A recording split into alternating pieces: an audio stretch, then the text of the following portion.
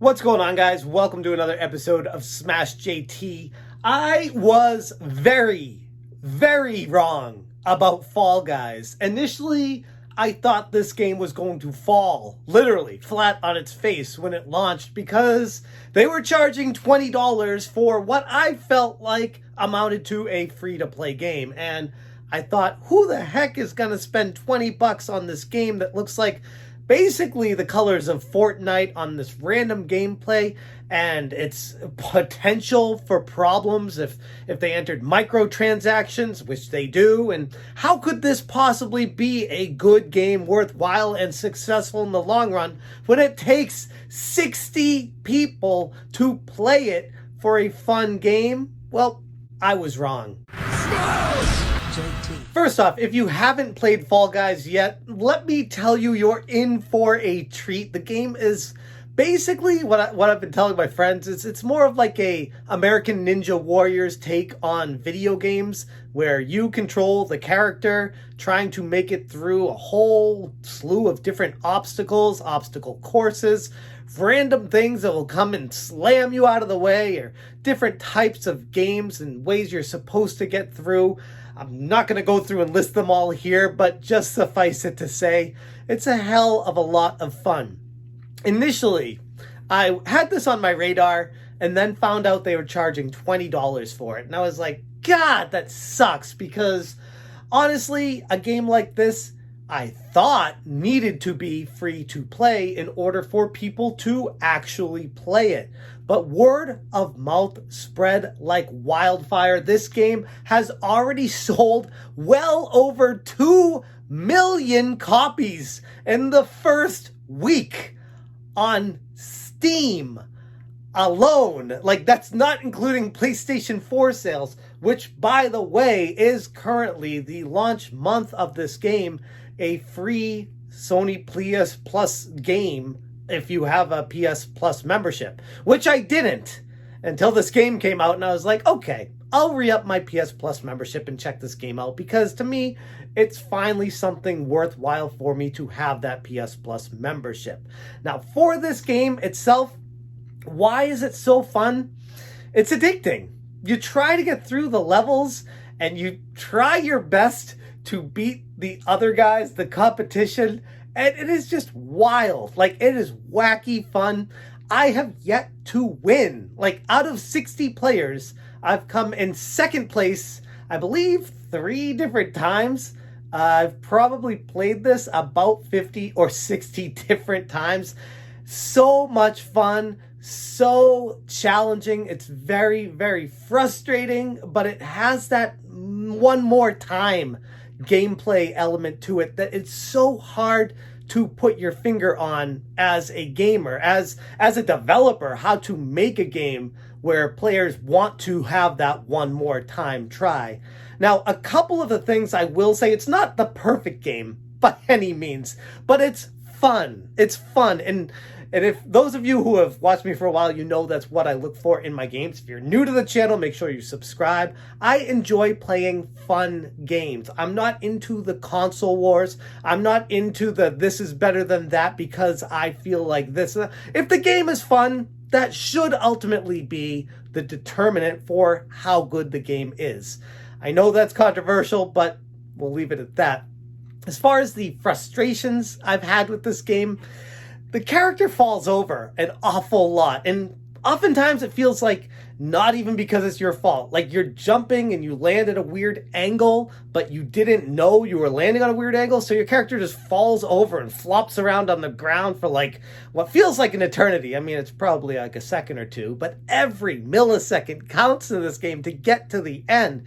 So if your character is constantly flopping around because of something you didn't mean to do or intend to do, it can get a little bit frustrating. And the more I play the game, the more I'm noticing that.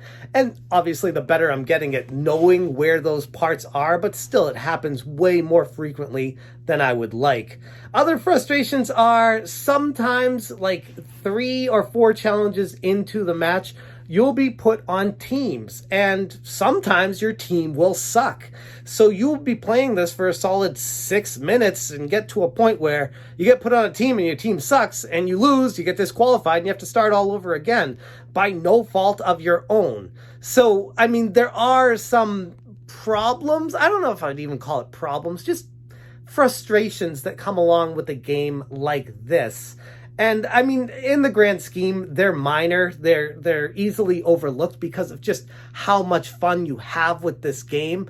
But the elements of the teamwork where it's forced into the game and injected is frustrating at times, especially if you're on a sucky team. Other things that are a little bit frustrating is they added microtransactions into this game. For me personally, it doesn't bother me because it's strictly cosmetic stuff and I don't really care.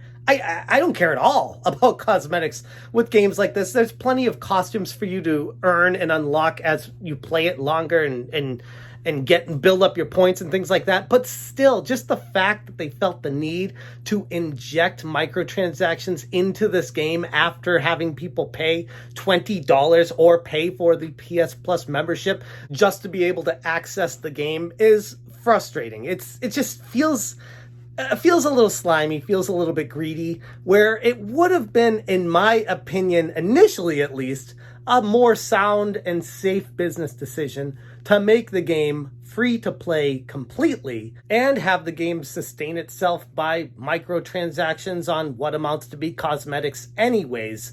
But that's not what they did, and I was wrong. Again, I admit it when I'm wrong.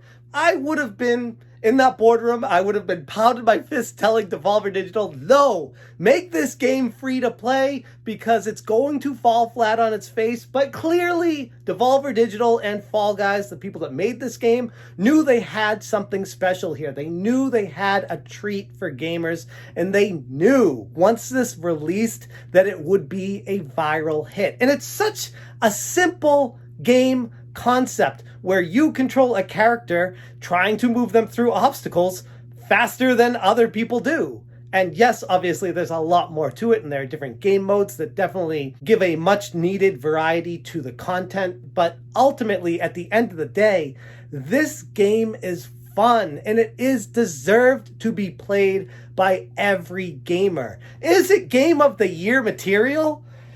It might be. Like, I never thought I'd say that coming from a guy who loved the Final Fantasy VII remake, who loves Ghost of Tsushima, who loved The Last of Us Part 2. I know plenty of people didn't. But this game, it's so basic, but yet so addicting and fun and so accessible for everyone that it does rank among the best games I've played in 2020. And I had to make this video basically apologizing to Fall Guys for saying, hey, I didn't think this would be successful the way you guys were going about marketing and selling a game that looked like it was free to play, but I was wrong. It definitely is successful, just judging by the Steam sales alone. And this game is only just getting started. It's only on Steam and PlayStation 4 right now, not even on Xbox One, and especially not even on the Nintendo Switch. Just imagine how big of a hit a game like this could be on the go on the Nintendo Switch. Now, this game deserves your attention. It is well worth the $20 entry fee. And no, the cosmetics don't ruin the experience. You don't need to spend money on that. And in fact, I don't even go into the store. I don't even care what my character looks like. I unlocked a few things and I'm playing with that. I'm like, whatever. I just want to win. And that alone is enough for me to keep going back to this. So anyways, I'm going to leave the video right there. Just, I had to get this out of me. I am sorry. I'm not always right, and this is one of those times where I'm admitting, hey, I was wrong. Fall Guys is worth the $20 entry fee, and no, it shouldn't be a free-to-play game because holy crap, they are making money hand over fist right now, and they need to pay for those added servers that they didn't even anticipate. Even on Steam, they have a message right now apologizing for too many jelly beans in the jelly bean bottle because they weren't expecting this to be as big of a hit as it was. I'm going to leave the video right there. Interested to hear what you guys have to say about Fall Guys, if you've played it, if you like it, where you stand on it, or if this video is making you want to go pick it up. Thank you so much for watching, and as always, you stay smashing.